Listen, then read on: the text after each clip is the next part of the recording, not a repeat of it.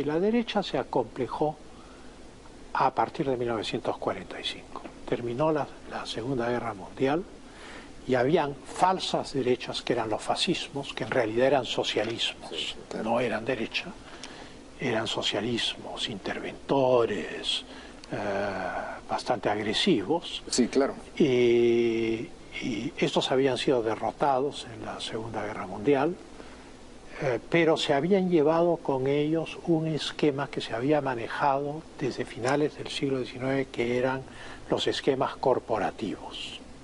¿El corporativismo? Claro, Rerum Novarum de León XIII a finales del siglo XIX está inspirado en el corporativismo austriaco, que no tiene nada de fascismo. Estamos todavía en el siglo XIX. Cuando termina la Segunda Guerra Mundial, todas estas derechas que querían estar, que no querían abrazar el liberalismo y querían combatir el socialismo, que es lo que plantea León XIII en Rerum Novarum, se ve una circunstancia muy difícil y aparece la democracia cristiana en Italia como una respuesta al avance masivo del comunismo, porque Stalin quería Italia. Y la democracia cristiana logra vencer al comunismo en Italia. Lo que es interesante es que el comunismo y la democracia cristiana desaparecen ambos cuando cae la Unión Soviética en 1991. Ahora, a partir, en ese periodo del 45 al 91, las derechas jugaron, como la democracia cristiana, a un socialismo no comunista. O sea, eso si cabe tal cosa. Claro que ha pasado acá. Ahora. Ha pasado, uno ve los programas políticos de las elecciones de 1960, de 1962, de las complementarias, el programa APDC, el programa del APRA, etc. Todos tienen este toque fuerte de una pretensión socialista. No comunista, dicen ellos, pero en la práctica el socialismo empieza limitando las libertades económicas y eso inevitablemente lleva a la limitación de las libertades individuales. O sea, el socialismo es un callejón en un solo sentido, no hay regreso. Tenemos que lograrlo en algún momento. Entonces, pero sobre esto, hoy las izquierdas ya no deberían tener este complejo y las derechas tampoco. Las derechas lo que deberían decir: oye usted, yo soy partidario de la democracia representativa, del régimen constitucional, del Estado de Derecho, de la propiedad privada y de la libertad de empresa. Y no me venga usted con cuentos, sin complejos. Si hay elecciones, ya que sabemos eso, lo que acabas de decir, si hay elecciones, como es probable que haya en este año, ¿quién debería liderar los esfuerzos de la derecha? ¿Debería presentarse, para empezar, partidos de nuevo aislados o conformarse una gran coalición? Bueno, el Perú es un país de personas.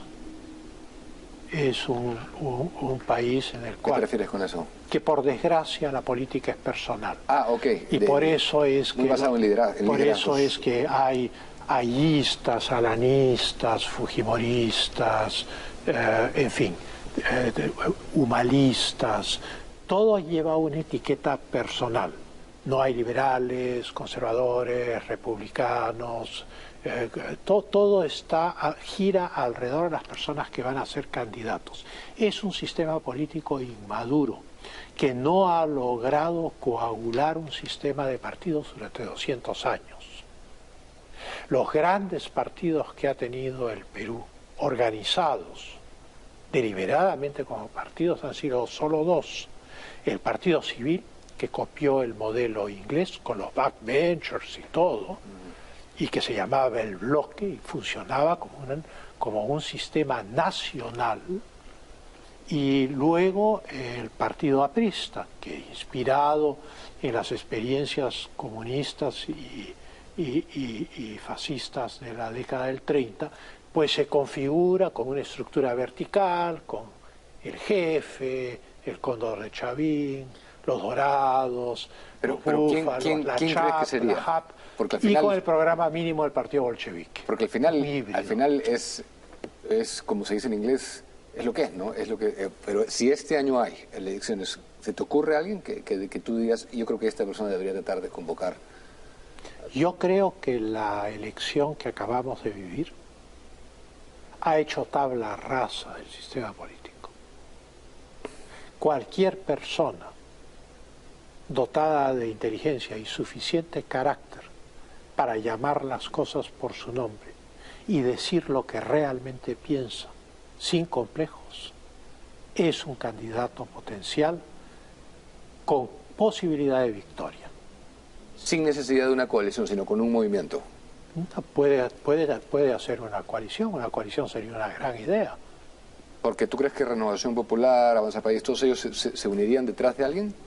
Bueno, tengo la esperanza que sí, pero luego volvemos al tema del personalismo. Ese es el tema de fondo. Pues. El tema de las envidias, las rivalidades, los odios, que es un tema que demuele la vida peruana, no solo política, y que la hace muy difícil. Sí. Como dice el proverbio castellano, pueblo chico, infierno grande. Sí. Ahora, yo te quería preguntar, ¿qué líder histórico sientas que le vendría bien al Perú en estos momentos que toca vivir? Y también, ¿qué rescatas de positivo del 2000? Porque hay cosas positivas que han ocurrido, sin duda alguna. Hay gente que ha despertado, que era apática de la política. Es que los líderes históricos que le convendrían al Perú de hoy en día son poco conocidos. Le convendría a una persona seria y con autoridad, como fue el presidente López de Romaña a finales del siglo XIX. Le convendría a una persona como el presidente Candamo, que murió prematuramente. Hombres serios, nada frívolos, comunicativos, que sabían lo que querían, que comunicaban lo que querían. Claro. Y que no estaban envueltos en una crisis política. O sea, acá hay una oportunidad de hacer una coalición y tener un líder fuerte, sí, que nos dé estabilidad 5 años y que no estemos en este circo en el cual hemos vivido los últimos 5 años, en los cuales nada se tiene en pie y todo se viene abajo. ¿Hay alguien más contemporáneo que se te ocurra que podría si tú digas este? Bueno, en ese momento yo no quisiera adelantar ningún nombre. No me refiero a alguien que vaya a participar, me refiero a otro, así como López de Romaña, pero que sea un poco más cercano.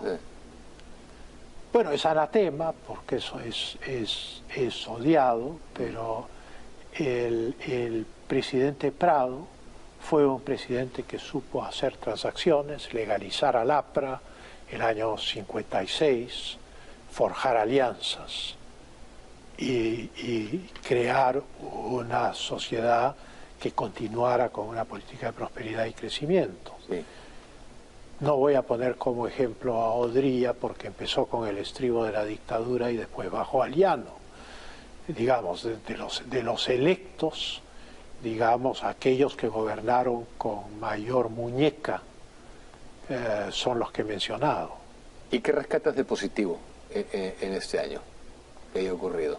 Bueno, lo que yo rescato de positivo de este año es una cosa muy extraña, que es el borrón y cuenta nueva.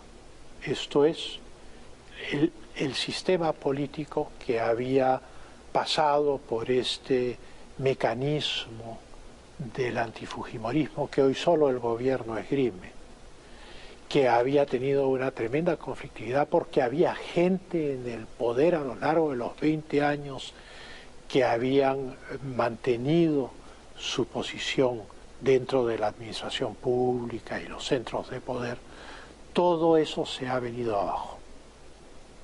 O sea, se abre una gran oportunidad, no voy a decir de refundar la República, porque eso es absurdo. No hay ni segunda ni tercera república en el Perú, es siempre la misma república. Aparte seríamos lo que estamos criticando, ¿no? Seríamos lo que estamos criticando, pero hay la posibilidad de empezar seriamente y de tratar de construir una coalición que le dé a un presidente mayoría en el Congreso. Eso sería lo ideal. Eso es lo que vaticinaste, o sea, más allá de... Yo no vaticino porque las cosas han sido tan complicadas en esos últimos años que hacer vaticinios es arriesgarse a mucho. Sí. Pero sí planteo un ideal posible. Y el ideal posible es que a pesar de las diferencias y los desencuentros, hay fuerzas políticas que son democráticas, que son republicanas. Y esa era mi última pregunta justamente. Muy breve, ¿qué le espera al Perú, en tu opinión? Lo que le espera al Perú es, digamos, estamos en un quiebre de caminos. Solo tenemos una disyuntiva delante. La definición griega de la palabra crisis es un momento en el cual tienes que optar por A o Z.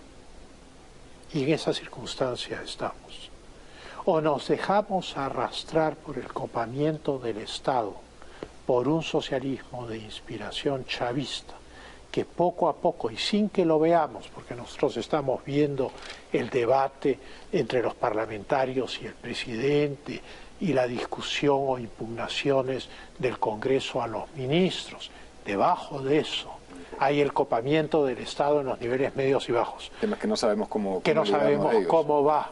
Y no sabemos cómo librarnos de ellos. Y la construcción del partido Perú Libre, sí, bajo el amparo silencioso del gobierno. Entonces, la otra opción es el Perú republicano.